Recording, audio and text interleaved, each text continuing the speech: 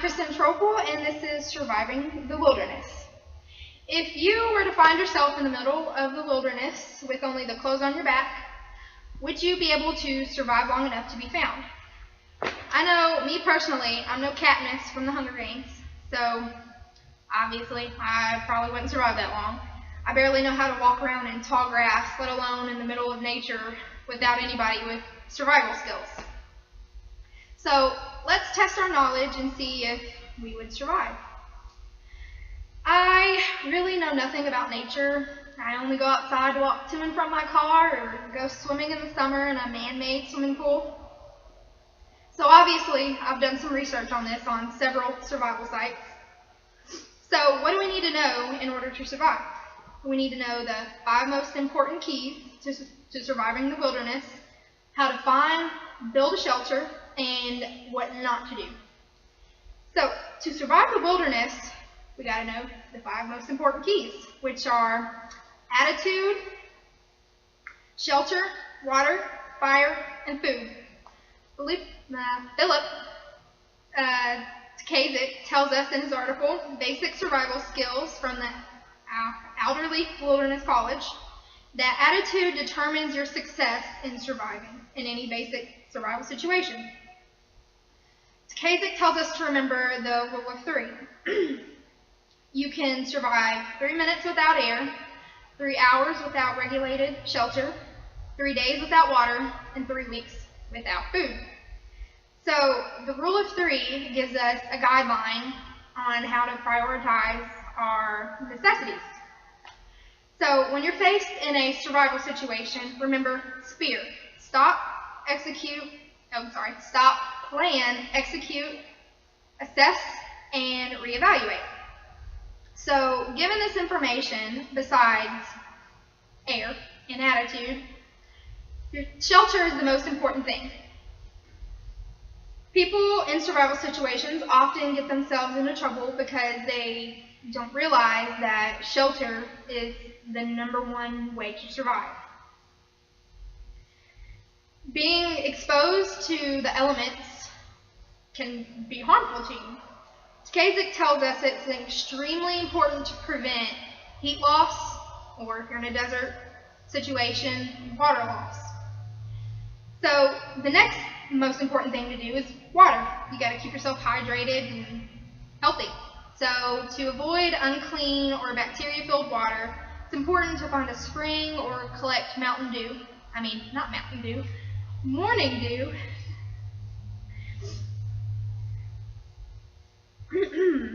Okay, after you get water, the next thing is fire. Fire can warm your shelter, keep you from losing body heat, keep your clothes dry, and to protect you from predators. And also boil your water. It also gives you a psychological sense of security and safety. The last thing on the list is food. Now, in nature, there's plenty of sources to find food, from berries to small animals to whatever you can find. I doubt I could kill an animal or eat a bug, but you never know unless you're in that situation. So to survive in the wilderness, you must find or build yourself a shelter. According to Wilderness Survival, natural formations can provide a shelter, such as rocky crevices, low tree branches, leeward side of hills, and also caves. No matter how creepy a cave may be, it could be a nice place to call home for a little while, unless there's Schmeagol from Lord of the Rings, then you might want to move on. So once you move past the scary caves, it's important to make shelter away from narrow valleys or creek beds because it contains heavy, cold air at night. So I can imagine building a shelter without the circumstance of being in a survival situation would be pretty hard. But given the pressure of survival, having your own series of survival without the camera and help from others, I can imagine it'd be pretty stressful. Shelter takes precedence over any other need. For example, prolonged exposure to cold can cause fatigue and weakness. An exhausted person can develop a passive outlook to surviving, which will cause them to lose their will to survive. So it's very important to build shelter and make sure it's large enough to protect you, but also small enough to contain your body heat. So to survive in the wilderness, you must know what not to do.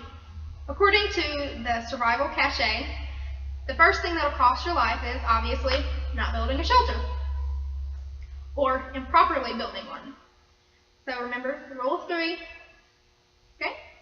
When in survival situations, you would think finding food or water would be the most important thing, but it's not. Rule of 3. Don't waste precious daylight looking for berries or twigs to start a fire. Find a good, dry, safe place to make a shelter. So, another mistake is miscalculating the risks. No matter what you're doing, a road trip, a fishing trip, or just taking a hike, always be prepared. Make sure you know how to read a map or even how to navigate from the sun and the stars. And never underdress. You can always take off clothes and wrap them around you, but you can never gain clothes that you never had in the first place. So go overdressed. Just shove your clothes as you go, but keep them with you. And lastly, have a signal plan. If you do not have a way to signal for help, you might as well start decorating your new home, because no one's going to find you. Well, most likely not.